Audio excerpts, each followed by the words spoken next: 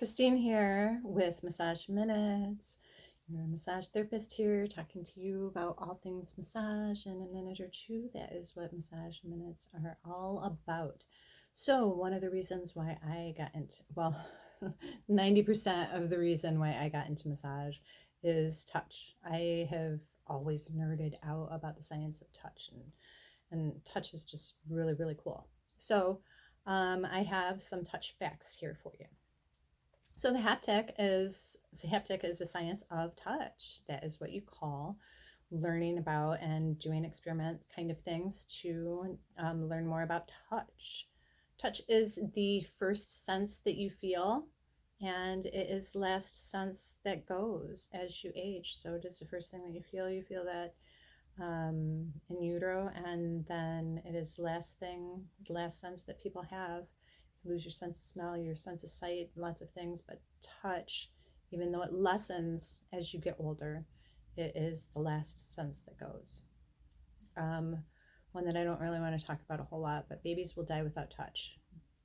Lack of touch is, we lived through COVID. We know what lack of touch does.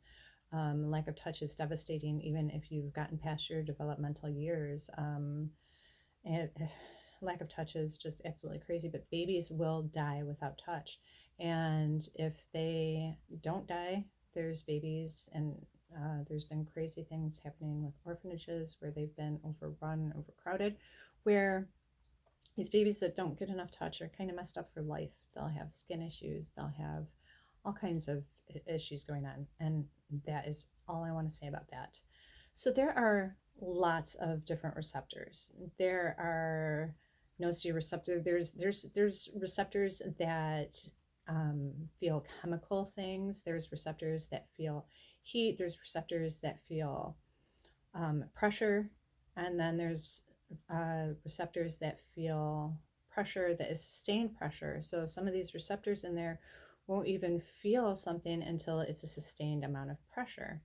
And actually, if you've gotten a massage or reflexology at all, and you know that the sustained pressure in certain points, massage therapists will use to their advantage. So there's so many receptors, and it's kind of cool because there's external receptors, things that we feel on our skin, things that we would feel through touch, and then there's internal receptors. It's kind of cool, right? There is also emotional receptors. So there are receptors of touch that know when there's a mother loving on its baby, or you're getting a hug, and it's actually perceived in different parts of the brain. So that message of touch goes to a completely different part of the brain than if you are receiving touch from a stranger. And as strangers meet, did you know that depending on your surroundings, you will perceive someone differently? And you, depending on what you are touching or what is touching you, you will perceive a person totally different. So one of the examples is a study that they did, and apparently this study was repeated because people were like, there is no way, that's absolutely crazy. What they did was they had someone holding a hot cup of tea, and they would meet someone and they would perceive what they thought of this person, and they thought about this person as more warm and charming and charismatic. And then if they were holding something cold, they would think of this person initially, that initial reaction to them was that they were a colder person, they were more distant. So depending on what is around you, you could completely perceive somebody different. So ladies, or I guess goes for guys too, make sure you're wearing something nice and comfy. Make sure you're wearing what you want to attract, especially if you're going out on that date. We all know setting is important, right? So yeah, there's internal, external receptors that are super cool. They perceive love and hugs and things from people that you care about. And then we've all heard about the people that feel less pain, or some people that don't feel pain at all.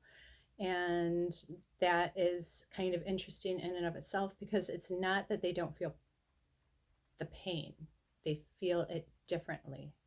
So, in the experiments that they've done, for example, some of them is because you can't do experiments where you're hurting somebody.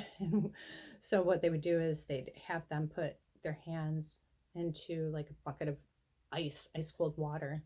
And that triggers in a lot of people pain receptors, even if it's not hurting you.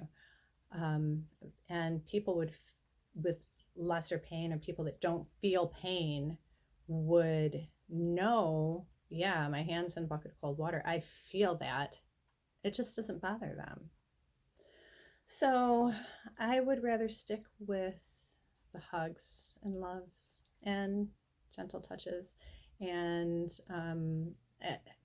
now that I think about it, I think it's another reason why, as massage therapists, we'll have clients that keep coming back. They want that familiar face. And I've known, just on the basis of what I knew about touch and what I've seen throughout the years, is that your body completely reacts different from a stranger. If a stranger touches you, even if you trust them, if you were completely relaxed and it was the same emotional appeal as if your mom was giving you a hug, I'd be kind of worried about you.